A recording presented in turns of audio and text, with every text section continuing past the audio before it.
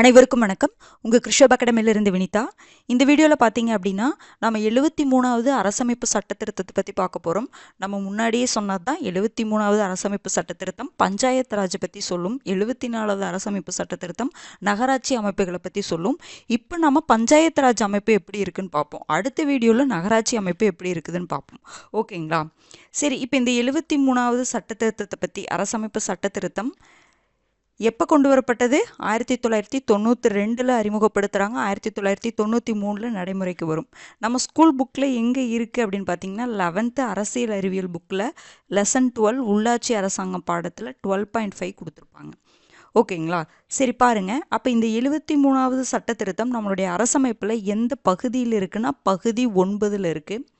சட்டப்பிரிவு பார்த்திங்கன்னா 243லிருந்து 243 வரைக்கும் 11வது அட்டவணையில் இருக்குது. எந்த பகுதியில் இருக்குது, எந்த சட்டப்பிரிவில் இருக்குது, எந்த அட்டவணை, ரொம்ப ரொம்ப முக்கியமானது கேட்கலாம். இதுவே அடுத்தது நம்ம பார்ப்போம்ல நகராட்சி அமைப்புகள், அது பகுதி 9A இருக்கும். சட்டப்பிரிவு பார்த்திங்கன்னா 243Pயிலிருந்து 243ZG வரைக்கும் இருக்கும். 12வது அட்டவணையில் இருக்கும். நம்ம அதை பின்னாடி பார்ப்போம். அடுத்தது பாருங்கள், இதில் இந்த பஞ்சாயத்து ராஜ் அமைப்புக்கு எத்தனை பணிகள் ஒதுக்கீடு பண்ணியிருப்பாங்க கொடுத்துருப்பாங்க அப்படின்னா 29 பணிகள். ஓகேங்களா? இதெல்லாம் கேட்பாங்க, பார்த்துக்கோங்க. அடுத்தது இவங்களுடைய பணிகளை கட்டாய பணிகள், விருப்ப பணிகள் அப்படின்னு பஞ்சாயத்தில் 3 அடுக்கு இருக்குங்க. நமக்கு 3 அடுக்கு பஞ்சாயத்து தான் இருக்குது. ஓகேங்களா? இப்போ இந்த 3 அடுக்கு எதுன்னு பார்க்கலாம். அந்த 3 அடுக்குகளுக்குமே கண்டிப்பாக இந்த பணிகள்லாம் அவங்க செஞ்சாகணும் அப்படின்னு சொல்லிட்டு கொடுத்துருப்பாங்க. சில பணிகள் விருப்ப பணிகள்னு சொல்லி ஒதுக்கீடு பண்ணியிருப்பாங்க. ஓகேங்களா? இன்னொன்று பாருங்கள், இது ரொம்ப முக்கியமான பாயிண்ட்டு. இந்திய அரசியலமைப்பின் சட்டப்பிரிவு 40க்கு செயல் வடிவம் கொடுத்த அரசமைப்பு சட்டப்பிரிவு சட்ட திருத்தம் எதுன்னு கேட்பாங்க. எதுனா இதுதான். ஏன்னா சட்டப்பிரிவு 40 என்ன சொல்லும்? கிராம பஞ்சாயத்தை ஏற்படுத்தணும் அப்படின்னு சொல்லியிருப்பாங்களா. அப்போ 73வது சட்ட திருத்தத்தில் உங்களுக்கு கிராம பஞ்சாயத்து, அந்த 3 அடுக்கு பஞ்சாயத்தில் கிராம பஞ்சாயத்துன்னு ஒன்று வரும். அப்போது அந்த அரசமைப்பு சட்டப்பிரிவு 40க்கு செயல் வடிவம் கொடுத்த அரசமைப்பு சட்ட திருத்தம் எதுன்னு பார்த்தீங்கன்னா 73வது அரசமைப்பு சட்ட திருத்தம் தான். ஓகேங்களா? அடுத்தது பாருங்கள். சரி, இப்போ 1992 கொண்டு வராங்க. எப்போ நடைமுறைப்படுத்தப்பட்டது அப்படின்னு பார்த்தீங்கன்னா ஏப்ரல் 24, 1993. அதனால தான் நம்ம ஏப்ரல் 24 நம்ம என்னவா கொண்டாடிட்டுருக்கோம்? தேசிய பஞ்சாயத்து ராஜ் தினமாக கொண்டாடிட்டுருக்குறோம். புரிஞ்சுதுங்களா? அப்போ எந்த பகுதியில் வருது, எந்த சட்டப்பிரிவில் வருது, எந்த அட்டவணையில் வருது, எத்தனை பணிகள் இருக்குது, சட்டப்பிரிவு 40க்கு செயல் வடிவம் கொடுத்தது இது. அடுத்தது எப்போ நடைமுறைக்கு வந்தது? அப்போ நடைமுறைக்கு வந்தனால தான் நம்ம தேசிய பஞ்சாயத்து ராஜ் தினமாக கொண்டாடிட்டுருக்குறோம். ஓகேங்களா? ரொம்ப ரொம்ப முக்கியமானது. அடுத்தது பாருங்கள். சரி, இப்போ சட்டப்பிரிவுகள் பார்த்திங்கன்னா 243லிருந்து 243O வரைக்கும் இருக்குது இந்த 73ஆம் சட்ட திருத்தத்தில் பஞ்சாயத்து ராஜ். அப்போ அந்த 243லிருந்து 243O வரைக்கும் நம்ம படித்து தான் ஆக வேண்டியது இருக்குது. அதே மாதிரி நகராட்சி அமைப்புகளையும் 243 Pயிலிருந்து 243 ZG வரைக்கும் நம்ம படிக்க வேண்டியதாக இருக்குது. ஓகேங்களா? ஏன்னா இது மேட்ச்சில் கேட்குறாங்க. அந்த மாதிரிலாம் கேட்குறக்கு நிறையவே வாய்ப்பு இருக்குது. மேட்ச்சில் கேட்டிருக்காங்க இதுக்கு முன்னாடி. 243Z என்ன சொல்லும், 243I என்ன சொல்லும் அப்படின்னு கேட்டிருக்காங்க. ஓகேங்களா? இப்போ நம்ம இதில் 243லிருந்து 243O வரைக்கும் என்ன சொல்லுது அப்படிங்கிறத பார்க்கணும். ஈஸியாக தான் இருக்கும். ஓகேங்களா? பாருங்கள், சட்டப்பிரிவுகள் ஃபஸ்ட்டு பாருங்கள். சட்டப்பிரிவு 243A ரொம்ப ரொம்ப ரொம்ப முக்கியமானது. இதுதான் என்ன சொல்லுதுன்னா கிராம சபையை பற்றி சொல்லுது. அப்போது ஒவ்வொரு கிராம பஞ்சாயத்துலேயும் உங்களுக்கு கிராம சபை கூட்டம் கூடுதா? ஓகேங்களா? ஒரு 6 தமிழ்நாட்டை பொறுத்த வரைக்கும் 6 நாட்கள் கிராம சபை கூட்டம் கூடுதா? அப்போ அந்த கிராம சபையை பற்றி சொல்லக்கூடிய ஆர்டிக்கல் பார்த்திங்கன்னா ஆர்டிக்கல் 243A. அப்போ இந்த கிராம சபையில் யார் உறுப்பினராக இருப்பாங்கன்னா கிராம பஞ்சாயத்து உட்பட்ட கிராமத்தின் பதிவு பெற்ற வாக்காளர்களை கொண்ட அமைப்பு. கிராமத்தில் வாக்காளர் பட்டியலில் யார் யாரெல்லாம் இருக்கிறாங்களோ அவங்க எல்லாமே அந்த கிராம சபையோடைய உறுப்பினர்கள் தான். ஓகேங்களா? அதாவது கிராம பஞ்சாயத்துக்குள்ளே இருக்கக்கூடிய உறுப்பினர்கள், வாக்காளர்களாக பதிவு செய்யப்பட்ட வாக்காளர்கள் எல்லாமே கிராம சபையோடைய ஒரு உறுப்பினர்கள் தான். அப்போ கிராம பஞ்சாயத்துக்குள்ள ஒரு அமைப்பு கிராம சபை. கிராம சபை அப்படிங்கிறது நிரந்தரமான ஒரு அவை. அது நீங்கள் ரொம்ப முக்கியமானது. ஏன்னா கிராம பஞ்சாயத்து அப்படிங்கிறது எப்படிங்க, ஒரு 5 வருஷத்துக்கு ஒரு தடவை எலெக்ஷன் வச்சு அந்த கிராம பஞ்சாயத்து அந்த உறுப்பினர்கள் மாறிக்கிட்டே இருப்பாங்க. ஆனால் கிராம சபை அப்படிங்கிறது எப்போவுமே நிரந்தரமாக இருக்கும். எப்போவுமே வருடம் தமிழ்நாட்டை பொறுத்த வரைக்கும் 6 நாட்கள் கூடும். அந்த கிராம சபையில் யார் தான் இருப்பாங்க அப்படின்னா மக்கள் தான். அந்த கிராம பஞ்சாயத்துக்கு உட்பட்ட வாக்காளராக பதிவு பெற்ற வாக்காளர்கள் அங்கே இருப்பாங்க, உறுப்பினர்களாக இருப்பாங்க. ஆனால் கிராம பஞ்சாயத்து அப்படிங்கிறது அது ஒரு கிராம பஞ்சாயத்து. அது என்ன சொல்லலாம் அப்படின்னா நம்ம தேர்ந்தெடுக்கிறோம், உறுப்பினர்களை நம்ம தேர்ந்தெடுக்கிறது. ஆனால் கிராம சபைங்கிறது அது நிரந்தரமாக இருக்கும், நிரந்தரமாக கூடிட்டு இருக்கும். அதை கன்ஃபியூஸ் பண்ணிக்கூடாது. ஓகேங்களா? சரி சரி அடுத்தது பார்த்திங்கன்னா 243B என்ன சொல்லுதுன்னா, இந்த பஞ்சாயத்து ராஜ் சொல்கிறோம்ல அதனுடைய அமைப்பு எப்படி இருக்குது அப்படின்னு சொல்கிறது தான் 243B. இப்போ நமக்கு இருக்கிறது என்னதுங்க, 3 அடுக்கு பஞ்சாயத்து. நம்மளுடைய பஞ்சாயத்து எப்படி இருக்குது, 3 அடுக்கு பஞ்சாயத்தாக இருக்குது. அப்போ என்னென்ன, அதுதான் ரொம்ப முக்கியம். கிராம பஞ்சாயத்து, கிராம அளவில் உங்களுக்கு என்ன இருக்கும், கிராம பஞ்சாயத்து இருக்கும். அடுத்தது இடைநிலை பஞ்சாயத்துன்னு சொல்லுவோம், இல்லைன்னா ஊராட்சி ஒன்றியம் சொல்லுவோம். வட்டார அளவில் உங்களுக்கு இடைநிலை பஞ்சாயத்து இருக்கும். மாவட்ட அளவில் உங்களுக்கு மாவட்ட பஞ்சாயத்து இருக்கும். அப்போ 3 அடுக்கில் கிராம அளவில் கிராம பஞ்சாயத்து, வட்டார அளவில் உங்களுக்கு என்ன இருக்குது, ஊராட்சி ஒன்றியம் சொல்லலாம், இடைநிலை பஞ்சாயத்துன்னு சொல்லலாம். மாவட்ட அளவில் மாவட்ட பஞ்சாயத்து இருக்குது. அடுத்தது பாருங்கள், ரொம்ப முக்கியமான ஒரு பாயிண்ட்டு, மக்கள் தொகை 20 லட்சத்திற்கு மிகாமல் உள்ள மாநிலங்கள் இடைநிலை பஞ்சாயத்தை ஏற்படுத்த வேண்டிய தேவையில்லை. அதாவது 20 லட்சத்துக்கு கம்மியாக இருக்குதுன்னு வச்சுக்கோங்களேன். ஒரு மாநிலத்தில் ஒரு பகுதியை இப்போ என்ன சொல்லாங்கன்னா 20 லட்சத்திற்கு மேலே இருந்தால் தான் அந்த பகுதி இடைநிலை பஞ்சாயத்தை அந்த இடத்துல ஏற்படுத்த முடியும். என்ன சொல்கிறாங்கன்னா, ஒருவேளை மக்கள் தொகை 20 லட்சத்திற்கு மிகாமல் உள்ள மாநிலங்கள், அப்போ 20 லட்சத்துக்கு குறைவாக இருக்கக்கூடிய மாநிலங்கள் என்ன பண்ண வேண்டியதில்லை, இந்த இடைநிலை பஞ்சாயத்தை ஏற்படுத்த வேண்டிய அவசியம் இல்லை அப்படின்னு சொல்கிறாங்க. இது ரொம்ப முக்கியமான பாயிண்ட்டு. அப்போ மக்கள் தொகை 20 லட்சத்திற்கு மேல், 20 லட்சத்திற்கு கீழ் அப்படிங்கிற மிகாமல் உள்ள அப்படின்னு எனது 20 லட்சத்திற்கு கீழ் உள்ள மாநிலங்கள் இடைநிலை பஞ்சாயத்துன்னு இருக்குது பார்த்தீங்களா, இதை ஏற்படுத்தணும்னு அவசியம் இல்லை. இந்த 2 மட்டும் இருந்தால் போதும். எப்போ அந்த தொகை என்னன்னு பார்த்துக்கோங்க. அடுத்தது பாருங்கள், கிராம மற்றும் ஒன்றிய பஞ்சாயத்துகளின் எல்லை பற்றி இந்த சட்ட திருத்தம் குறிப்பிடப்படலை. அப்போ கிராம ஒன்றிய பஞ்சாயத்துகளுடைய எல்லை அதை பற்றி என்ன பண்ணலை அப்படின்னு இந்த சட்ட திருத்தம் குறிப்பிடலை. அப்போ அந்த எல்லையை தீர்மானிக்கிறது யாருன்னு பார்த்தீங்கன்னா, ஒரு கிராம பஞ்சாயத்தின் எல்லையை மாநில ஆளுநர் என்ன பண்ணுவார், ஓர் அறிக்கை மூலமாக தீர்மானிக்கலாம். அது ஒன்றுக்கு மேற்பட்ட கிராமங்களை உள்ளடக்கியதாக இருக்கலாம். ஓகேங்களா? ஆளுநர் தீர்மானிக்கலாம். அது எப்படி, ஒன்றுக்கும் மேற்பட்ட கிராமங்களை உள்ளடக்கியதா கிராமம் இருக்கலாம், அந்த ஒன்றிய பஞ்சாயத்துகள் இருக்கலாம் அப்படிங்கிற மாதிரி சொல்கிறாங்க. ஓகேங்களா? அடுத்தது பாருங்கள், அதை போலவே இதே மாதிரி தான் இடைநிலையில் உள்ள பஞ்சாயத்தான ஒன்றிய பஞ்சாயத்தையும் ஆளுநர் தன் அறிக்கை மூலம் தீர்மானிக்கிறார். எப்படி கிராம பஞ்சாயத்துக்கான அந்த எல்லையை தீர்மானிக்கிறாரோ அதே மாதிரி இடைநிலையில் இருக்கக்கூடிய இந்த ஊராட்சி ஒன்றிய பஞ்சாயத்தையும் ஆளுநர் தன்னுடைய அறிக்கையின் மூலமாக தீர்மானிக்கிறார்.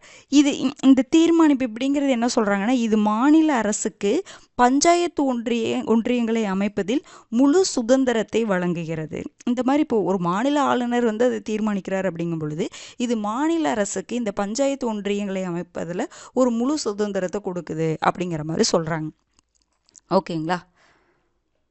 அப்போ பாருங்கள், சட்டப்பிரிவு 243B என்ன சொல்லுதுன்னா, இந்த பஞ்சாயத்து ராஜுடைய அமைப்பை பற்றி சொல்லுது. 3 அடுக்கு பஞ்சாயத்து, கிராம பஞ்சாயத்து, இடைநிலை பஞ்சாயத்து, மாவட்ட பஞ்சாயத்து. ஓகேங்களா? ஊராட்சி ஒன்றியம் சொல்கிறோம், வில்லேஜ் பஞ்சாயத். அடுத்தது பார்த்தீங்க அப்படின்னா பஞ்சாயத்து யூனியன், அடுத்தது டிஸ்ட்ரிக்ட் பஞ்சாயத்து அப்படின்னு சொல்லிட்டு 3ஆக பிரிக்கிறோம். 20 லட்சத்திற்கு மிகாமல் உள்ள மாநிலங்களில் இடைநிலை பஞ்சாயத்தை ஏற்படுத்த வேண்டியதில்லை. கிராம மற்றும் ஒன்றிய பஞ்சாயத்துகளுடைய எல்லையை ஆளுநர் என்ன பண்ணலாம், தன்னுடைய ஒரு அறிக்கையின் மூலமாக தீர்மானிக்கலாம் அப்படின்னு சொல்கிறாங்க. அடுத்தது 243C என்ன சொல்லுது அப்படின்னா, உறுப்பினர்களுடைய அந்த தேர்தலை பற்றி சொல்லுது. 243C உறுப்பினர்களை பற்றினா உறுப்பினர்கள் எப்படி தேர்ந்தெடுக்கப்படுவாங்க அப்படிங்கிறத பற்றி சொல்லும். 3 நிலைகளிலும் அப்படின்னு என்ன பஞ்சாயத்து, 3 அடுக்கு பஞ்சாயத்தா, அப்போ என்னது, மாவட்ட பஞ்சாயத்து, இடைநிலை பஞ்சாயத்து, அடுத்தது கிராம பஞ்சாயத்து. இந்த 3லேயுமே உறுப்பினர்கள் யார் தேர்ந்தெடுக்கிறாங்க, உறுப்பினர்களை மக்கள் தான் தேர்ந்தெடுக்கிறாங்க, நேரடி தேர்தல் மூலமாக. நேரடி தேர்தல்னாவே மக்கள் என்ன பண்ணுறாங்க, நேரடியாக உறுப்பினர்களை தேர்ந்தெடுக்கிறாங்க. இதில் இடைநிலை மற்றும் மாவட்ட ஊராட்சி தலைவர் ஓகேங்களா. இடைநிலை அந்த இடைநிலை பஞ்சாயத்து இருக்குது பார்த்தீங்களா, அதனுடைய தலைவரையும் மாவட்ட ஊராட்சி தலைவரையும் மறைமுக தேர்தல் மூலமாக தேர்வு பண்ணுவாங்க. அதாவது உறுப்பினர்களை எல்லா 3 நிலைகளையுமே நேரடி தேர்தல் தான் பண்ணுறாங்க. ஆனால் இந்த இடைநிலை பஞ்சாயத்து தலைவர் மாவட்ட ஊராட்சி தலைவரை மட்டும் மக்கள் தேர்ந்தெடுக்கப்பட்ட பிரதிநிதிகள் இருக்காங்கல்ல, அவங்க தங்களில் ஒருவரை என்ன பண்ணுவாங்க அப்படின்னா மாவட்ட தலைவராகவும் இடைநிலை பஞ்சாயத்து தலைவராகவும் தேர்ந்தெடுப்பாங்க. ஓகேங்களா. அதே மாதிரி இந்த கிராம பஞ்சாயத்து தலைவர் இருக்காரு பார்த்தீங்களா, அவங்களே எப்படி இப்போ இந்த இடத்துல உறுப்பினர்கள் எல்லா நிலையில் இருக்கக்கூடிய உறுப்பினர்களை சொல்லிட்டாங்க. அடுத்தது இடைநிலை பஞ்சாயத்துடைய தலைவரை பற்றி சொல்லிட்டாங்க, மாவட்ட ஊராட்சி தலைவரை பற்றி சொல்லிட்டாங்க. ரிமைனிங் இருக்கிறது யாரு? கிராம பஞ்சாயத்து தலைவரா? அப்போ கிராம பஞ்சாயத்து தலைவரை எப்படி தேர்ந்தெடுப்பாங்க அப்படின்னா அந்தந்த மாநில சட்டமன்றங்கள் என்ன பண்ணிக்கலாம்னா எப்படி தேர்ந்தெடுக்கலாம்னு சொல்லிக்கலாம். நீங்கள் உடனே மாநில சட்டமன்றம் தேர்ந்தெடுப்பாங்கன்னு நினச்சிக்காதீங்க. இதை பார்த்துட்டு மாநில சட்டமன்றம் சொல்லலாம், நீங்கள் நேரடி தேர்தலை தேர்வு பண்ணிக்கலாம், இல்லைன்னா மறைமுக தேர்தல் மூலமாகவும் தேர்வு பண்ணிக்கலாம் அப்படின்னு சொல்லிட்டு அந்த மாநில சட்டமன்றம் தீர்மானிச்சா போதுமானது. ஓகேங்களா. அப்போ 243C உறுப்பினர்கள் தேர்தலை பற்றி சொல்லுது.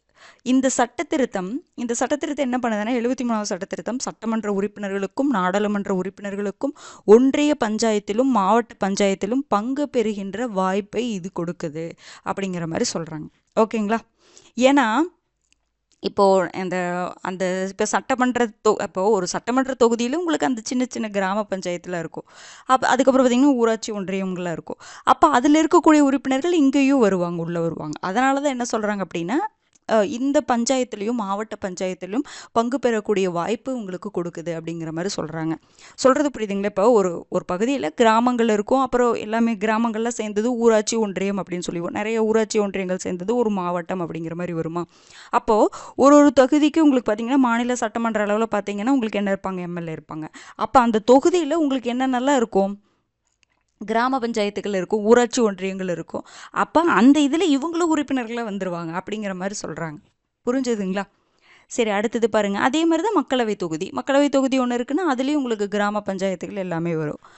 அப்போ அந்த நாடாளுமன்ற உறுப்பினரும் இதில் உறுப்பினராக இருக்கிறதுக்கு ஒரு வாய்ப்பு இது கொடுக்குது அப்படிங்கிற மாதிரி சொல்கிறாங்க. அடுத்தது பார்த்திங்கன்னா இடஒதுக்கீடு ரொம்ப ரொம்ப முக்கியமானது. ஆர்டிக்கலை நீங்கள் கண்டிப்பாக இது நல்லாவே மெமரி பண்ணி ஆகணும். கிராம சபை ரொம்ப முக்கியம். 243A. அதே மாதிரி 243D என்ன சொல்லுதுன்னா இடஒதுக்கீடை பற்றி சொல்லுது. எங்கே? பஞ்சாயத்து ராஜில் இடஒதுக்கீடை பற்றி சொல்லுது. அப்போ யார் யாருக்கெல்லாம் இடஒதுக்கீடு இருக்குது? பட்டியல் இனத்தவர் மற்றும் பழங்குடியினருக்கு உள்ளாட்சியில் இடஒதுக்கீடு இருக்குது. அதுபோக பெண்களுக்கு 1/3 இடங்கள் 33% இட ஒதுக்கீடு இருக்குது. நம்ம தமிழ்நாட்டில் 50% உள்ளாட்சியில். ஓகேங்களா. உள்ளாட்சி அமைப்பில் நம்ம தமிழ்நாட்டில் 50% பெண்களுக்கு எவ்வளோ சதவீத இடஒதுக்கீடு இருக்குது? 50% இடஒதுக்கீடு இருக்குது. 2016 அதை கொண்டு வந்திருப்பாங்க. மற்ற எல்லா பக்கம் 33%. நம்மளதில் இப்போ 2016 50% கொண்டு வந்தாங்க. ஓகேங்களா. அப்போ 243D இடஒதுக்கீடு சொல்லுது. பஞ்சாயத்து ராஜில் இடஒதுக்கீடு பற்றி சொல்லுது. பட்டியல் இனத்தவர் பழங்குடியினர் இடஒதுக்கீடு இருக்குது. மக்கள் தொகை அடிப்படையில் இங்கே இடஒதுக்கீடு கொடுப்பாங்க. பெண்களுக்கு என்னதுங்க 33% இடஒதுக்கீடு கொடுக்கணும். அடுத்தது 243E என்ன சொல்லுதுன்னா பஞ்சாயத்து ராஜ் அமைப்புடைய பதவி காலத்தை பற்றி சொல்லுது. 5 ஆண்டுகள். அதுக்குள்ளே கலைக்கப்பட்டுச்சு அப்படின்னா 6 மாதத்துக்குள்ளே என்ன பண்ணணும்? தேர்தல் நடக்கும். அந்த குழுக்கெல்லாம் பரிந்துரை பண்ணாங்க பார்த்தீங்களா, அதே தான். சட்டப்பிரிவு 243E பதவி காலத்தை பற்றி சொல்லுது. பஞ்சாயத்து ராஜ் அமைப்புடைய பதவி காலம். அடுத்தது 5 ஆண்டுகள். அப்போ எவ்வளோ காலம்? 5 ஆண்டுகள். இதுக்கு முன்னாடி கலைக்கக்கூடாது. கலைக்கப்பட்டுச்சு அப்படின்னா 6 மாதத்துக்குள்ளே என்ன பண்ணணும்? இது ரொம்ப ரொம்ப முக்கியமான கண்டிஷன். ஏன்னா தமிழ்நாட்டில் அந்த 6 மாதத்துக்கு மேலே தாண்டுச்சு. ஓகேங்களா. இந்த எலெக்ஷன் கலைக்கப்பட்டு எலெக்ஷன் நடத்துறதுக்கு 6 மாதத்துக்கு மேலே தாண்டும் பொழுது மறுபடியும் தமிழ்நாடு அரசு ஒரு இது கொண்டு வந்தாங்க. நம்ம பின்னாடி பார்ப்போம். அதை பற்றி நாம் பார்ப்போம். இதை நான் சொல்கிறேன். ஓகேங்களா. அடுத்தது பாருங்கள். 6 மாதத்தையும் தாண்டலாம் அப்படிங்கிற மாதிரி ஒரு சட்டம் கொண்டு வந்தாங்க நம்ம தமிழ்நாட்டில். அதை பின்னாடி பார்க்கலாம். அடுத்தது பாருங்கள். உறுப்பினர்களின் தகுதி இழப்பை பற்றி சொல்கிறது என்ன அப்படின்னா இந்த உறுப்பினர்கள் இப்படி இருந்தாங்கன்னா அவங்கள தகுதி நீக்கம் பண்ணலாம் அப்படின்னு சொல்லக்கூடிய ஆர்டிக்கல் என்ன அப்படின்னா 243F. ஓகேங்களா. அப்போ அதாவது மாநில சட்டமன்றத்திற்கு தேர்ந்தெடுக்கப்பட என்ன தகுதிகள் வேணுமோ அதே தகுதிகள் தான் ஒரு பஞ்சாயத்து தேர்தல் போட்டியிட தேவைப்படும் தகுதிகள். ஒருத்தர் போட்டியிடணும், மாநில சட்டமன்றத்துக்கு என்னென்ன தகுதிகள் வேணும் போட்டியிடுவதற்கு அதே தகுதிகள் இருந்தால் போதும். ஒரே ஒரு வித்தியாசம் என்னென்னா 21 வயசு. மாநில சட்டமன்ற தேர்தலுக்குனா 25 சொல்லுவோமா, இங்கே 21 வயசு இருந்தால் போதுமானது. ஓகேங்களா. அப்போ 243F உறுப்பினருடைய தகுதி இழப்பை பற்றி சொல்லுது. அடுத்தது அதிகாரங்கள் மற்றும் பணிகள். நான் சொன்னேன் இல்லைங்களா, அவங்களுக்கு 21 பணிகள் 29 பணிகள் இருக்குது அப்படின்னு சொல்லிட்டு. அப்போ அந்த அதிகாரங்கள் பணிகளை பற்றி சொல்லக்கூடிய ஆர்டிக்கல் 243G. இது ரொம்ப முக்கியமான ஆர்டிக்கல். நான் எதெல்லாம் ரொம்ப முக்கியமான சொன்னேன். 243A கிராம பஞ்சாயத்தை பற்றி சொல்கிறது, 243D எதை பற்றி சொல்கிறது, இடஒதுக்கீடை பற்றி சொல்கிறது. அடுத்தது இந்த 243Z அதிகாரத்தை பற்றி, பஞ்சாயத்து ராஜ் அமைப்புடைய அதிகாரத்தை பற்றி சொல்கிறது. இந்த 3 ஆர்டிக்கல் ரொம்ப ரொம்ப முக்கியமானது. அடுத்தது பார்த்திங்கன்னா வரி விதிப்பு மற்றும் நிதிகள், வரி விதிப்பு சம்மந்தமாக நிதிகள் பற்றி சம்மந்தமாக சொல்லக்கூடிய ஆர்டிக்கல் 243H. இது எல்லாமே பஞ்சாயத்து ராஜுக்கானது மட்டும். சரிங்களா? அடுத்தது இது ஆர்டிக்கல் மட்டும் பார்த்துக்கிட்டா போதுமானது. அடுத்தது 243I ரொம்ப ரொம்ப முக்கியமானது. அந்த மாநில நிதி ஆணையம் பஞ்சாயத்து ராஜில் என்ன பண்ணும், அதில் அதனுடைய பங்கு என்ன, மாநில 243I ரொம்ப ரொம்ப முக்கியமான ஆர்டிக்கல் இது. ஓகேங்களா? பாருங்கள், ஒவ்வொரு ஐந்தாண்டிற்கும் என்ன பண்ணும், ஒரு நிதி ஆணையத்தை ஆளுநர் அமைக்கணும். அந்த இதில் என்ன பண்ணும், ஊராட்சி அமைப்புகளின் நிதி நிலையை மறு ஆய்வு செய்து பரிந்துரைகளை வழங்கும். ஓகேங்களா? அப்போ இந்த பஞ்சாயத்து ராஜ் சம்பந்தமாக மாநில நிதி ஆணையத்துக்கு என்ன வேலை அப்படின்னு சொல்கிறதான் 243I. அடுத்தது தணிக்கை. அப்போ அந்த கணக்கு வழக்கெல்லாம் தணிக்கை பண்ணுறாங்கல்ல, அது சட்டப்பிரிவு 243J. அடுத்தது பஞ்சாயத்து தேர்தலை பற்றி சொல்கிறது, சட்டப்பிரிவு 243K. ரொம்ப ரொம்ப முக்கியமானது. 243K அப்படிங்கிறது பஞ்சாயத்து தேர்தலை பற்றி சொல்லுது. அப்போ பஞ்சாயத்து தேர்தலை பற்றி சொல்லும் பொழுது யார் அந்த தேர்தலை நடத்துவா, மாநில தேர்தல் ஆணையம் தான் நடத்தும். மாநில தேர்தல் ஆணையர் பதவி நீக்கம் எப்படி இருக்குன்னா, உயர்நீதிமன்ற நீதிபதி எப்படி பதவி நீக்கம் பண்ணுவாங்க அதே ப்ரொசீஜரில் இருக்குன்னு சொல்கிறாங்க. ஓகேங்களா? ரொம்ப முக்கியமானது. அடுத்தது சட்டப்பிரிவு 243L. இதையும் கொஞ்சம் இம்பார்ட்டன்ஸ் கொடுத்து பார்த்து வச்சுக்கோங்க. ஏன் அப்படின்னா, இப்போ மாநிலங்களில் ஓகே, யூனியன் பிரதேசங்களில் பஞ்சாயத்து அமைப்பு எப்படி இருக்கும் அப்படின்னு சொல்கிறது தான் 243L. 243M வந்து எந்தெந்த ஆட்சி பகுதிகளுக்கெல்லாம் இந்த பஞ்சாயத்து முறை பொருந்தாது அதை பற்றி சொல்கிறது 243M. 243N அப்படிங்கிறது நடைமுறை சட்டங்களின் தொடர்ச்சி. அப்போ இந்த அரசமைப்பு சட்ட திருத்தம் கொண்டு வரக்கு முன்னாடி சில சட்டங்கள் ஒரு பகுதியில் இருக்கும். அப்போ இந்த அவங்க முன்னாடியே கொண்டு வச்சுருப்பாங்கள்ல, அந்த சட்டத்தை தொடரலாமா வேண்டாமா, எதெல்லாம் தொடரும் அப்படிங்கிற மாதிரி சொல்கிறதான் 243N. இது ரெண்டு அந்த அளவுக்கு முக்கியம் இல்லை, ஆனால் என்னென்னா ஒரு லைட்டாக பார்த்து வச்சுக்கோங்க, போதுமானது. அடுத்தது நீதிமன்றத்துடைய அதிகாரம். இதில் இந்த அதாவது என்ன சொல்லலாம் அப்படின்னா, இந்த பஞ்சாயத்து தேர்தல் ஆகட்டும், இதில் வந்து நீதிமன்றம் என்ன பண்ண முடியாது அப்படின்னா தலையிட முடியாது. அதை பற்றி சொல்கிறது தான் 243O. 243O என்னதுங்க, அதாவது பஞ்சாயத்து தேர்தல் தொடர்பான விஷயங்கள்லாம் இருக்குல்ல, அதில் நீதிமன்றம் தலையிடக்கூடாது. நீதிமன்ற அதிகாரம் அப்படின்னா நீதிமன்றம் தலையிடக்கூடாது. ஓகேங்களா? நீதிமன்ற அதிகாரம்னா தலையிடக்கூடாது. அதை பற்றி சொல்கிறதான் சட்டப்பிரிவு 243O. இதெல்லாம் லைட்டாக நான் சொல்லும் பொழுது நோட் பண்ணி வச்சு, நோட்ஸ் கொடுக்குறங்காட்டி இப்படி கொடுத்துருக்கேன். அப்போ 243O என்ன சொல்லுது, பஞ்சாயத்து ராஜ் தேர்தல்களில் நீதிமன்றம் தலையிடக்கூடாது. அதை பற்றி சொல்கிறதான் 243O. அப்போ முக்கியமானதில் எதுங்க, 243A கிராம சபை, 243D இடஒதுக்கீடு. அடுத்தது 243 என்ன சொன்ன ஐ இருக்குங்களா, ஐ வந்து என்ன சொல்லும் அப்படின்னா தேர்தல் ஆணையத்தை பற்றி, மாநில நிதி ஆணையத்தை பற்றி சொல்லுமா. அடுத்தது 243K வந்து தேர்தல் ஆணையத்தை பற்றி சொல்கிறது, மாநில தேர்தல் ஆணையம். அடுத்தது பார்த்தீங்க அப்படின்னா நிதி ஆணையத்தையும் தேர்தல் ஆணையத்தையும் கன்ஃபியூஸ் பண்ணிக்கூடாது. இப்போ நான் எப்படி மாற்றி சொன்ன பார்த்தீங்களா, அது மாதிரி கன்ஃபியூஸ் பண்ணிக்காதீங்க. 243L வந்து யூனியன் பிரதேசங்களில் பஞ்சாயத்து அமைப்பை பற்றி சொல்கிறது. 243A வந்து நீதிமன்றத்துடைய அந்த அதிகாரம். இப்போ நான் சொன்ன ஆர்டிகல்ஸ் வந்து ரொம்ப ரொம்ப முக்கியமானது. ஓகேங்களா? பாருங்கள், இன்னொன்று ஒன்று மட்டும் சொல்லாமல் விட்டுட்டேன்னா, எது பார்த்தீங்கன்னா 243G, அதுதான் அதிகாரம் மற்றும் பணிகள். எதுன்னு மறுபடியும் சொல்லட்டுங்களா, ரிப்பீட் பண்ணிட்டுங்களா. 243A கிராம சபை, அதை நல்லா பார்த்து வச்சுக்கோங்க. அடுத்தது 243D இடஒதுக்கீடை பற்றி சொல்கிறது.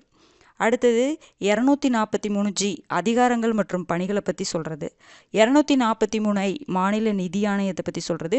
தேர்தலை பற்றி சொல்கிறது 243K. அடுத்தது 243L அப்படிங்கிறது பஞ்சாயத்து அமைப்பு, அதாவது யூனியன் பிரதேசங்களில் எப்படி பஞ்சாயத்து அமைப்பு இருக்குன்னு சொல்கிறது. 243O அப்படிங்கிறது நீதிமன்றம் தலையிடக்கூடாதுன்னு சொல்கிறது. எதில், பஞ்சாயத்து தேர்தலில். இது எல்லாமே பஞ்சாயத்து ராஜை பற்றி பார்க்குறோம். ஓகேங்களா? புரிஞ்சிருச்சுங்களா? பாருங்கள், இந்த 3 அடுக்கு பஞ்சாயத்துனா என்ன அப்படிங்கிறதெல்லாம் பார்த்துக்கோங்க. 243B இருக்குது பார்த்தீங்களா? இந்த ஆர்டிக்கலில் நீங்கள் என்ன பார்த்துக்கணுன்னா 3 அடுக்கு பஞ்சாயத்து பற்றி சொல்லுதா. அதுக்கப்புறம் இங்கே ஒரு பாயிண்ட், முக்கியமான பாயிண்ட் சொன்னல, மக்கள் தொகை 20 லட்சத்திற்கு மிகாமல் உள்ள மாநிலங்கள் இடைநிலை பஞ்சாயத்தை ஏற்படுத்த வேண்டியதில்லைன்னு இருக்கு இல்லைங்களா? இது நம்ம ஸ்கூல் புக்கில் இருக்கக்கூடிய பாயிண்ட்டு. இந்த பாயிண்ட்டு சொல்கிறது என்னதுங்க? சட்டப்பிரிவு 243B. ஓகேங்களா? அடுத்தது உறுப்பினர்கள் யார் யாரெல்லாம் நேரடி தேர்தல், யார் மறைமுக தேர்தல் அப்படிங்கிறத பார்த்துக்கோங்க. இடஒதுக்கீடு, பெண்களுக்கு 33% இடஒதுக்கீடு. அப்புறம் பதவிக்காலம், அப்போ கலைக்கப்பட்ட எவ்வளோ காலத்துக்குள்ளே தேர்தல் நடத்தணும், உறுப்பினருடைய தகுதி இழுப்பு, அவங்களுடைய வயது என்ன, அது எல்லாமே பார்த்துக்கோங்க. எத்தனை பணிகள் கொடுக்கப்பட்டிருக்கு. இந்த ஃபஸ்ட்டு படிக்கும்பொழுது இந்த ஆர்டிக்கலை மெமரி பண்ணிக்கோங்க. மற்ற ஆர்டிக்கலை நீங்கள் மெமரி பண்ண வேண்டியதில்லை, ரிவைஸ் பண்ண அதுவே ஞாபகம் வந்துடும். ஓகேங்களா? இப்போ நான் சொல்லும் பொழுதே அட்லீஸ்ட் ஒரு 6-7 ஆர்டிக்கல் சொன்னேன்னா, சொல்லும் பொழுதே ஒரு 3-4 ஆர்டிக்கல் உங்களுக்கு இந்நேரம் மெமரி ஆயிருக்கும் கண்டிப்பாக.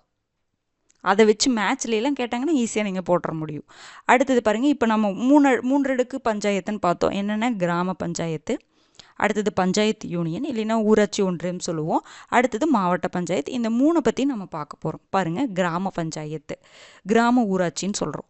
500க்கு அதிகமான மக்கள் தொகை உள்ள கிராமங்களில் கிராம ஊராட்சி அமைக்கப்பட்டுள்ளன. இன்னொன்று என்னென்னா, இந்த கிராம ஊராட்சி, மாவட்ட ஊராட்சி, அடுத்தது பஞ்சாயத்து யூனியனு, அதுக்கப்புறம் அங்கே நகராட்சி அமைப்புகளில் மாநகராட்சி, நகராட்சி, இதெல்லாம் பார்ப்போம்ல. அதில் இவ்வளோ பாப்புலேஷன் சொல்லிட்டு ஒரு இடத்துல ஒரு மாதிரி கொடுத்துருப்பாங்க.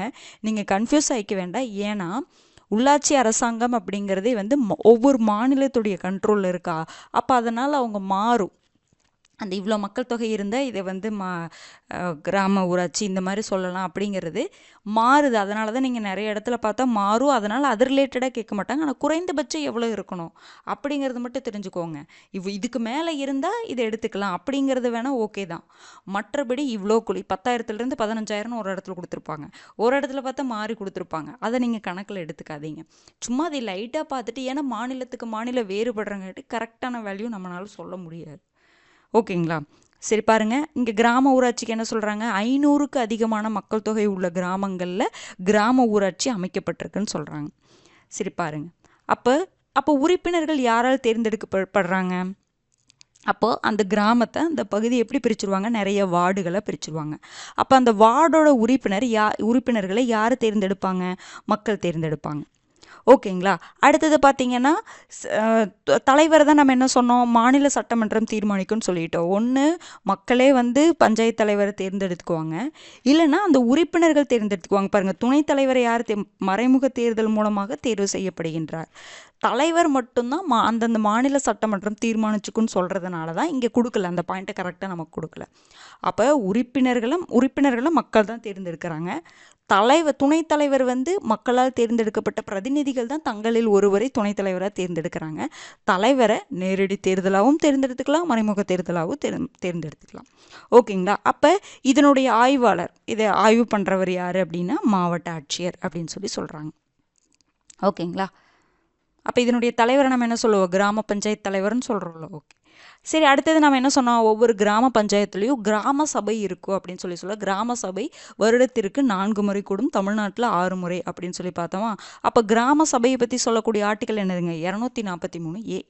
அப்போ இந்த கிராம சபையுடைய தலைவர் யாருங்க அப்படின்னா, முன்னாடி இந்த கிராம பஞ்சாயத்துக்கு ஒரு தலைவர் இருப்பார்ல, கிராம ஊராட்சி தலைவர்னு நம்ம சொல்கிறோம்ல, அந்த கிராம ஊராட்சி தலைவர் தான் இந்த கிராம பஞ்சாயத்தில் நடக்கக்கூடிய கிராம சபையுடைய தலைவராக இருப்பார். இது ஒரு நிரந்தர அமைப்பு.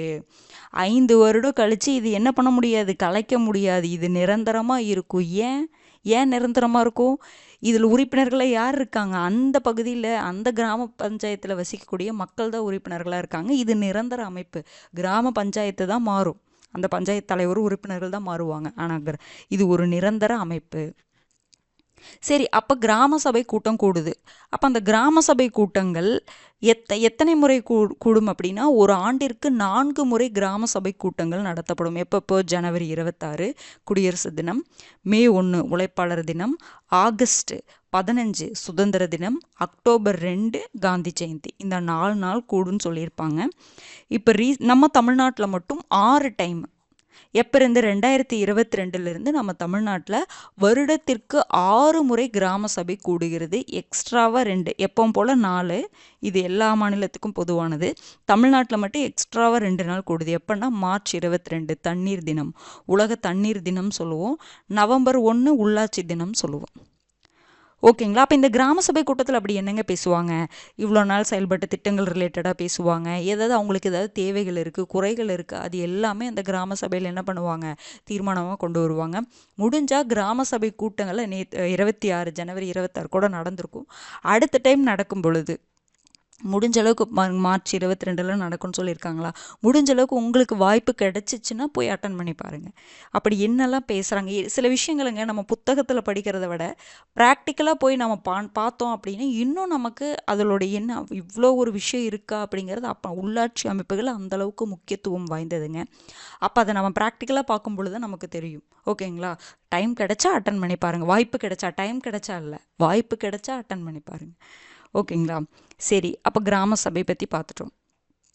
அப்போ கிராம ஊராட்சி உறுப்பினர்கள் எப்படி தேர்ந்தெடுக்கப்படுறாங்க, கிராம சபை அது எத்தனை நாள் அப்படிங்கிறத பார்த்துக்கோங்க, எந்தெந்த நாள் அப்படிங்கிறது. அடுத்தது ஊராட்சி ஒன்றியம்.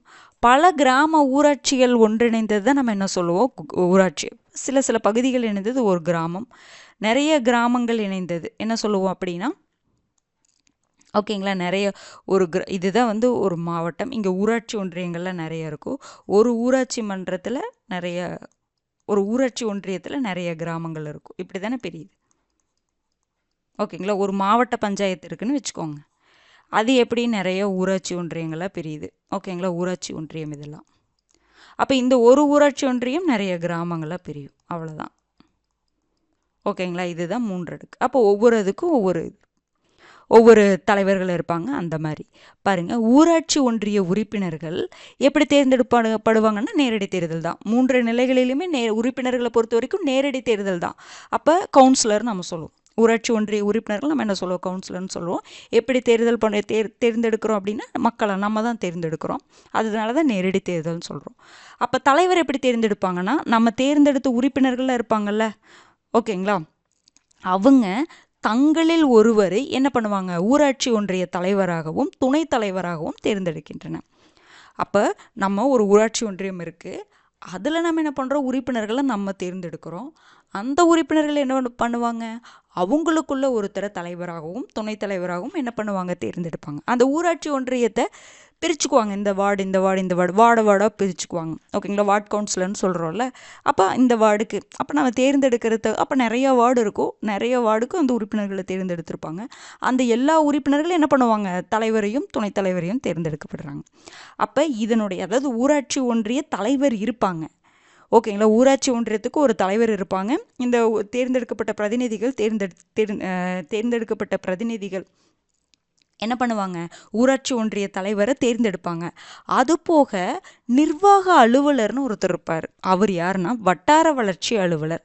நாம் இப்போ பார்த்துருப்போம், இந்த எஸ்ஐஆர் ஃபார்ம் ஃபில் பண்ணுற இதில் வரும்பொழுது வட்டார வளர்ச்சி அலுவலர்கிட்ட நீங்கள் டவுட் கேட்கணும் அப்படிங்கிற மாதிரி நீங்கள் அடிக்கடி இந்த பேரை கேள்விப்பட்டிருப்பீங்க இந்த டைமில். ஓகேங்களா? அப்போ இந்த ஊராட்சி ஒன்றியத்துக்கு நிர்வாக அலுவலர் யார் அப்படின்னா வட்டார வளர்ச்சி அலுவலர், ஒரு அட்மினிஸ்ட்ரேட்டிவ் ஹெட். ஊராட்சி ஒன்றியத்துக்கு தலைவர் இருப்பாங்க, ஆனால் நிர்வாக அலுவலர், இது செயல் அலுவலர் அப்படிங்கிற மாதிரி கூட வச்சுக்கலாம் இந்த ஊராட்சி ஒன்றிய தலைவரை. நிர்வாக அலுவலர் யாருன்னு கேட்டாங்கன்னா வட்டார வளர்ச்சி அலுவலர் தான். குறைந்தபட்ச மக்கள் தொகை என்ன சொல்லியிருக்காங்க? 5000.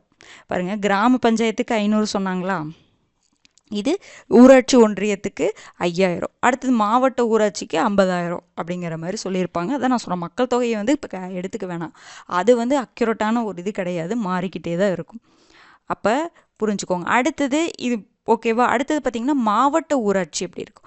அப்போ ஒவ்வொரு மாவட்டத்திலும் ஒரு மாவட்ட ஊராட்சி இருக்குமா? அப்போ மக்கள் தொகை 50000ன்னு சொல்கிறாங்க. உறுப்பினர்கள் எப்படிங்க? குறைந்தபட்சம் ஒரு 50000 அந்த அளவில் இருந்துச்சு அப்படின்னா மாவட்ட ஊராட்சியை வச்சுக்கலாம் அப்படிங்கிற மாதிரி சொல்கிறாங்க. அந்த எண்ணிக்கை மாறும், நான் புக்கில் இருக்கிறது அப்படியே கொடுத்துட்டேன். ஓகேங்களா? உறுப்பினர்கள் எப்படி தேர்ந்தெடுப்பாங்க அப்படின்னா நேரடி தேர்தல். நாளைக்கு 3 நிலைகளிலுமே உறுப்பினர்கள் எப்படி தான் தேர்ந்தெடுக்கிறாங்க? நேரடி தேர்தல் மூலமாக தான். தலைவர் மற்றும் துணைத் தலைவர் மறைமுக தேர்தல்.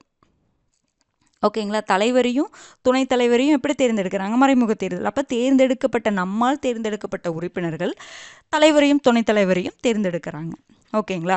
அடுத்தது இந்த மாவட்ட பஞ்சாயத்துடைய வேலை என்னன்னா, கிராம ஊராட்சி மற்றும் ஊராட்சி ஒன்றியத்துடைய வளர்ச்சி திட்டங்கள்லாம் இருக்குல்ல, அதைய பற்றி அரசுக்கு சொல்றது இந்த மாவட்ட பஞ்சாயத்து. ஒரு சூப்பர்வைஸ் பண்ற மாரி பாருங்க.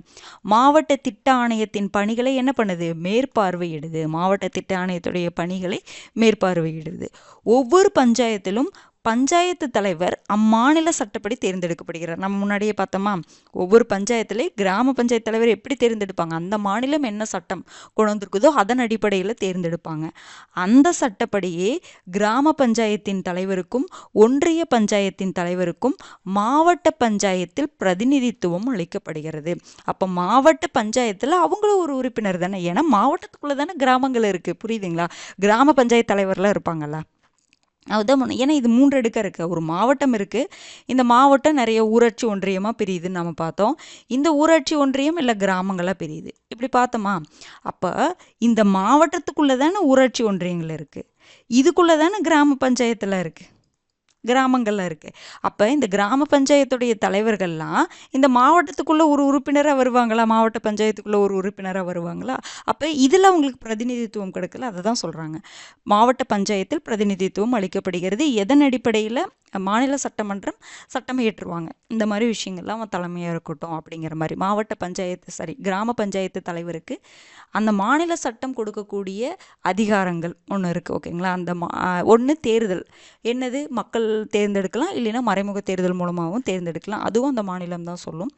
அந்த மாநில சட்டப்படி தான் கிராம பஞ்சாயத்தின் தலைவருக்கும், அடுத்தது ஒன்றிய பஞ்சாயத்தின் தலைவர் இருப்பாங்கள்ல, அவங்களுக்கும் மாவட்ட பஞ்சாயத்தில் என்ன கொடுக்குறாங்க? பிரதிநிதித்துவம் அளிக்கப்படுகிறதுன்னு சொல்கிறாங்க.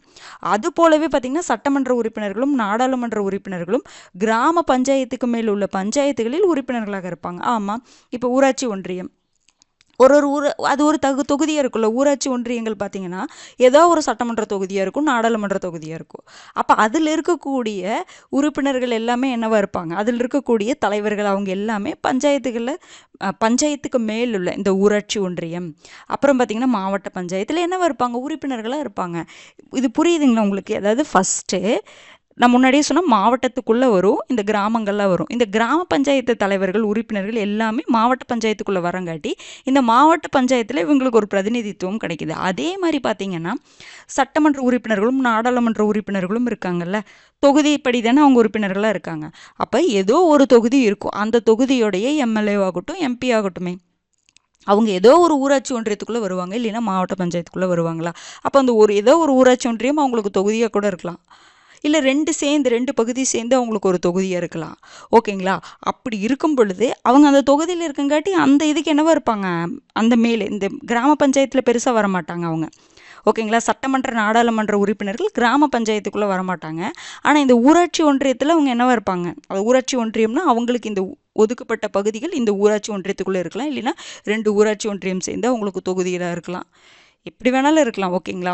அப்போ அந்த தொகுதியில் அவங்க எம்எல்ஏவாக இருக்கிறங்காட்டி அந்த ஊராட்சி ஒன்றியத்துலேயோ அந்த மாவட்ட பஞ்சாயத்துலேயோ அவங்க உறுப்பினர்களாக இருப்பதற்கு வாய்ப்பு இருக்குது. நீங்கள் ஒன்றுமே இல்லை, நீங்கள் இருக்கிற ஏரியாவை பாருங்கள்.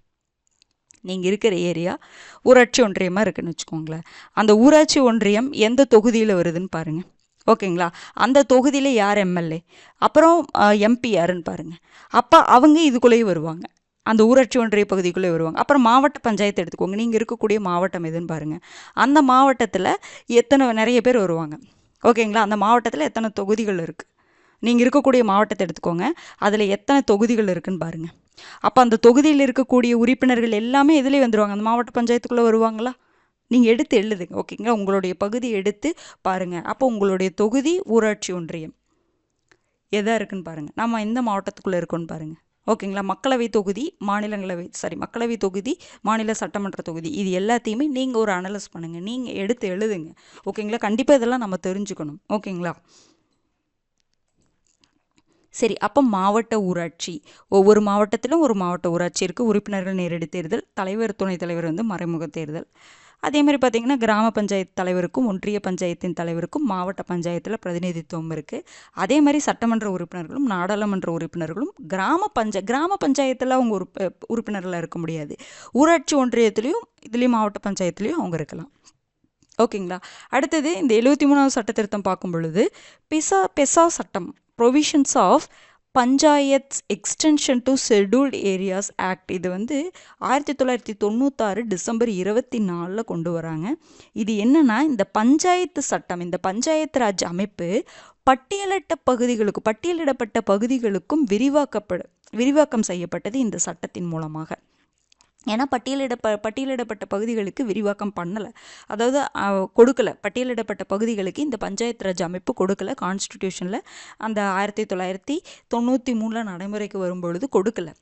அப்புறம் என்ன பண்ணாங்கன்னா, இந்த பஞ்சாயத்து ராஜ் சட்டத்தை, பஞ்சாயத்து ராஜ் அமைப்பை 1996 டிசம்பர் 4 இந்த provision of Panchayats extension to scheduled areas act மூலமாக பட்டியலிடப்பட்ட பகுதிகளுக்கும் அந்த பஞ்சாயத்து ராஜ் அமைப்பை என்ன பண்ணாங்க, விரிவாக்கம் பண்ணாங்க. இந்த எக்ஸ்பேன்ஷன் பார்த்துக்கோங்க, provisions of Panchayat extension to scheduled areas act.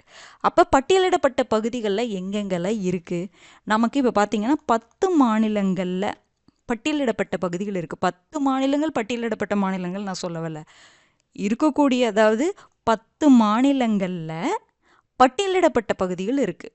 நீங்கள் வந்து இந்த 10 மாநிலங்களும் பட்டியலிடப்பட்ட மாநிலங்கள் எடுத்துக்கூடாது. இந்த 10 மாநிலங்களில் பட்டியலிடப்பட்ட பகுதிகள் இருக்குது. அப்போ பட்டியலிடப்பட்ட பகுதிகளை கொண்ட மாநிலங்கள் எத்தனைனா 10. எது? ஆந்திர பிரதேசம், ஹிமாச்சல் பிரதேசம், ராஜஸ்தான், மகாராஷ்டிரா, தெலுங்கானா, ஜார்க்கண்ட், சத்தீஸ்கர், மத்திய பிரதேசம், ஒடிசா, குஜராத். ஆந்திர பிரதேசம், இமாச்சல் பிரதேசம், மத்திய பிரதேசம் 3 பிரதேசம். ஓகேங்களா. அடுத்தது ராஜஸ்தான் தனியாக வச்சுக்கோங்க. மகாராஷ்டிரா, அடுத்தது தெலுங்கானா, ஜார்க்கண்ட். ஆந்திர பிரதேஷ்னாவே கூட தெலுங்கானா எப்போவுமே வந்துடும். ஓகேங்களா. ஆந்திர பிரதேஷ், ஹிமாச்சல் பிரதேஷ், மத்திய பிரதேசம். ஃபஸ்ட்டு பிரதேசம் எடுத்துக்கோங்க. அடுத்தது ஆந்திர பிரதேஷ் வந்துச்சுனாவே தெலுங்கானா அங்கே வந்துடுது. எப்போவுமே ஜார்க்கண்ட், சத்தீஸ்கர் பார்த்திங்கன்னா கிட்டத்தட்ட பக்கமாக இருக்கும். நிறைய இடத்துல ஒரே இதை ஒரு ஜார்க்கண்ட், சத்தீஸ்கர் பார்த்துட்டோமா. அடுத்தது மீதி என்ன இருக்குது, ஒடிசா, குஜராத்து, ராஜஸ்தான், மகாராஷ்டிரா. இந்த 4 மட்டும் கொஞ்சம் எக்ஸ்ட்ரா படிக்கிற மாதிரி இருக்குது, அவ்வளோதான். இப்போ நான் சொல்லும் பொழுதே இந்த 4 படிச்சிட்டிங்கன்னா ஆந்திர பிரதேஷ், ஹிமாச்சல் பிரதேஷ், மத்திய பிரதேஷ், ஆந்திர பிரதேஷ் வந்து தெலுங்கானா வந்துடும். 4 படிச்சிட்டோம். ஜார்க்கண்ட், சத்தீஸ்கர் எப்போவுமே பக்கத்தில் இருக்கும். ஓகேங்களா. அப்போ 6 படிச்சிட்டோம். மீதி 4 தான். குஜராத்தும் மகாராஷ்டிராவும் ஒரே இதாக இருக்கும். ஒடிசா தனி தான், ராஜஸ்தான் தனி தான். ஓகேங்களா. அப்போ இப்படி இது படிச்சுக்கோங்க. அப்போ ஒரு 6-7 படிச்சுட்டோம். இப்போவே நீங்கள் படிச்சிட்டிங்க. அப்போ ஏன்னா சில டைம் கொஷின் கேட்கலாம், பட்டியலிடப்பட்ட பகுதிகளை கொண்ட மாநிலங்களில் பொருந்தாதது எது அப்படிங்கிற மாதிரி கேட்கலாம், பார்த்துக்கோங்க. ஓகேங்களா. நம்ம கான்ஸ்டிடியூஷன்லேயே பார்த்தீங்க அப்படின்னா பட்டியலிடப்பட்ட பகுதிகள், அதற்கு வந்து அதை பற்றி சொல்லியிருக்கக்கூடிய நம்ம இதெல்லாம் பார்த்துருப்போம், பகுதிகளில் இருக்குது பார்த்தீங்களா. அப்போ அதுதான் பட்டியலிடப்பட்ட பகுதிகளை கொண்ட மாநிலங்கள்னாவே காமனாக எல்லாத்துக்கும் இந்த 10 ஸ்டேட்ஸ் தான். ஓகேங்களா. அப்போ நம்ம இப்போ பார்த்துட்டோம் 73வது சட்ட திருத்தம், ரொம்ப ஈஸியாக பார்த்துட்டோம். 74வது சட்ட திருத்தம் பார்த்தீங்க அப்படின்னா ரொம்ப பெருசாக இருக்கும் நம்ம புக்கில். நம்ம ஏன்னா இதில் நம்ம அவுட் ஆஃப் கண்டென்ட்டும் எடுத்துட்டோம், உள்ளே இருக்கக்கூடிய இதையும் நம்ம கொடுத்துட்டோம், அப்போவும் கம்மியாக தான் இருந்துச்சு. ஆனால் 74வது சட்ட திருத்தத்தை பற்றி பார்த்தீங்க அப்படின்னா நம்ம ஸ்கூல் புக்லேயே பெருசாக கொடுத்துருக்காங்க. நகர்மன்றம், அப்புறம் அதில் நிறைய குழுக்கள் இருக்கும், அதில் எத்தனை உறுப்பினர்கள் இருக்காங்க அப்படின்லாம் கொடுத்துருக்காங்க. ஒருவேளை அவுட் ஆஃப் சோர்ஸில் அந்த கண்டென்ட் இருந்தால் கூட நம்ம எடுக்க வேண்டியது கிடையாது. ஆனால் நம்ம ஸ்கூல் புக்லேயே அந்த கண்டென்ட்டை நிறைய கொடுத்துருக்காங்க. அவுட் ஆஃப் சோர்ஸில் கூட அந்த உள்ள நகராட்சி அமைப்புகள் பார்த்திங்களா, அது அதிகமாக கொடுக்கல, ஆனால் நம்ம ஸ்கூல் புக்கில் அதிகமாக கொடுத்துருக்காங்க. அதனால் நம்ம அதை கொஞ்சம் பெருசாகவே அந்த புக்கில் கொடுத்துருக்க இன்ஃபர்மேஷன் எல்லாமே பார்த்துக்கிறது நல்லது, நம்ம தெரிஞ்சுக்கவும் செய்யலாம்ல. ஓகேங்களா. அப்போ நீங்கள் இதை படிக்கிறீங்களா, இதை படிச்சுட்டு நியூஸ் பேப்பர் பார்க்கும் பொழுது இந்த உள்ளாட்சி அமைப்புகள் ரிலேட்டடாக நம்ம தெரிஞ்சு வச்சுக்கணும். நம்ம பஞ்சாயத்து, நம்ம ஊராட்சி ஒன்றியம், நம்ம எந்த ஊராட்சி ஒன்றியத்தில் இருக்கிறோமா, இல்லை நம்ம அப்போ கவுன்சிலர் யார், ஓகேங்களா, நம்ம வார்டு கவுன்சிலர் யார், அதெல்லாம் நம்ம தெரிஞ்சுக்கணும். ஓகேங்களா. இது தெரிஞ்சுக்கிட்டோம்னு வச்சுக்கோங்களேன், உங்களுக்கு போக போக அது இன்னும் நல்லா புரிய ஆரம்பிக்கும். கன்ஃபியூஸ் ஆகும்ல, வார்டுன்னு சொல்கிறாங்க, தொகுதின்னு சொல்கிறாங்க, கவுன்சிலருன்னு சொல்கிறாங்க அப்படிங்கிறது முன்னாடியில் கன்ஃபியூஸ் ஆகும். இப்போ நம்ம படிக்கும் பொழுதும் கூட சின்ன சின்ன கன்ஃபியூஷன் வரும். ஆனால் இதை நீங்கள் வந்து எப்படி சொல்கிற, ப்ராக்டிக்கலாக பாருங்கன்னா என்ன அர்த்தம், நீங்கள் வார்டு பாருங்கள், நீங்கள் எந்த வார்டில் இருக்குன்னு பாருங்கள், அந்த வார்டு கவுன்சிலர் யாருன்னு பாருங்கள். அப்போ ஊராட்சி ஒன்றியமா அந்த பிஎல்ஓன்னு சொல்கிறாங்க, வட்டார வளர்ச்சி அலுவலர்னு சொல்கிறாங்க, அப்போ அவங்க யாருன்னு பாருங்கள். அந்த ப்ராக்டிக்கலாக வரும்போது அதை அப்ளை பண்ணுங்கள். இப்போ எலெக்ஷனே நீ நமக்கு நடக்க போகுதா, அந்த எலெக்ஷனில் உங்களுக்கு என்னென்ன விஷயங்களை ப்ராக்டிக்கலாக நம்மளால் பார்க்க முடியுமோ அதெல்லாம் பண்ணுங்கள். ஓகேங்களா. பண்ணுங்கன்னா என்ன சொல்கிறேன்னா, அப்போ நீங்கள் நியூஸ் அப்போ கேதர் பண்ணுங்கன்னு நான் சொல்கிறேன். நீங்கள் தனியாக உட்காந்து அந்த எலெக்ஷனே நடக்காத டைமில் நம்ம உட்காந்து என்ன பண்ணக்கூடாது, அது தேடக்கூடாது. இப்போ தமிழ்நாடு எலெக்ஷன் வருது, லோக்கல் செல்ஃப் கவர்மெண்ட் எலெக்ஷன் கிடையாது, நமக்கு சட்டமன்ற எலெக்ஷன் வருது. அப்போ அந்த டைம் உங்களுக்கு நியூஸில் நிறைய சொல்லிகிட்டே இருப்பாங்க. அது போக பேப்பர்லாம் வரும். அப்போ கொஞ்சம் நீங்கள் இன்ஃபர்மேஷன் கேதர் பண்ணுங்கள். எதுக்கு இப்படி சொல்கிறாங்க, யார் யாரெல்லாம் நிற்கிறாங்க அப்படிங்கிறதெல்லாம் தெரிஞ்சுக்கணும். ஓகேங்களா? அது ரொம்ப ரொம்ப முக்கியமானது. அப்போ தான் வந்து இதில் கொஞ்சம் இன்னும் நல்ல இன்ட்ரெஸ்ட் வரும். ஏன் இப்படி சொல்கிறாங்க, ஏன் இப்படி சொல்கிறாங்க அப்படின்னு எல்லோரும் பேசுகிறது கேட்குறது, நியூஸ் பேப்பரில் பார்க்குறது. அதுக்குன்னு நீங்கள் ஃபுல்லாக எலெக்ஷன் நியூஸ் வந்தோன்னே எல்லோரும் இன்ட்ரெஸ்ட் ஆகி அதுலேயே டீப்பாக போயிடக்கூடாது. லைட்டாக தெரிஞ்சுக்கணும், அவ்வளோதான். யார் நிற்கிறாங்க என்ன அப்படிங்கிறத மட்டும் தெரிஞ்சுக்கிட்டால் போதும். அந்த வாதங்கள் அதெல்லாம் நம்ம பெருசாக பார்க்க வேண்டியதில்லை. ஏன்னா நமக்கு எக்ஸாமும் பக்கம் வருது. நமக்கான எலெக்ஷன் எக்ஸாம் தானே. ஓகேங்களா? நமக்கு அதுக்கப்புறம் நமக்கு உண்மையான இது வருது. நம்ம செலக்ட் ஆக வேண்டியது இருக்குது. அப்போ அப்படிங்கும்போது எந்த அளவுக்கு பார்க்கணுமோ அந்த அளவுக்கு பார்த்து தெரிஞ்சு வச்சுக்கோங்க. ஓகேங்களா? ஓகேங்க. கம்ப்ளீட் பண்ணிவிட்டுன்னு கமெண்ட் பண்ணுங்கள். அடுத்த வீடியோவில் சந்திக்கலாம். நன்றி.